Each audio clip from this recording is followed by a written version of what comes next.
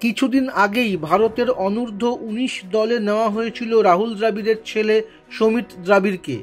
আচমকাই তাকে দল থেকে ছেড়ে দেওয়া হলো, কোনো কারণও জানানো হয়নি। দ্রাবিড় পুত্রের বাদ পড়া নিয়ে শুরু হয়েছে জল্পনা। অস্ট্রেলিয়া অনূর্ধ্ব-19 দলের বিরুদ্ধে ভারত অনূর্ধ্ব-19 দল একদিনের সিরিজ খেলছে। শুরু থেকেই সমিতকে দেখার আশা করেছিলেন সমর্থকেরা, তা হয়নি।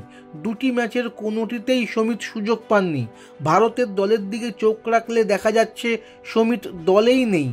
তার জায়গায় নেওয়া হয়েছে রোহিত রাজাওয়াতকে। তিনি শুধু টেস্ট দলে থাকলেও এখন সাদা বলের দলেও জায়গা পেয়েছেন। মহারাজা কাপ টি-20 প্রতিযোগিতায় বল করেননি সমিত। তার কোনো চোট রয়েছে কিনা, ফিটনেসের অভাব রয়েছে কিনা তাও স্পষ্ট করে বলা হয়নি। বোর্ডও নিরুত্তর। সরকারিভাবে কোনো জবাব দেননি কেউ। ফলে সমিতের না খেলা নিয়ে ধোঁয়াশা তৈরি হয়েছে। তিনি ব্যাট এবং বল দুটোই করতে পারেন। কেন তার মতো অলরাউন্ডারকে দলে নিয়েও বাদ দেওয়া হলো তা নিয়ে প্রশ্ন তৈরি হয়েছে।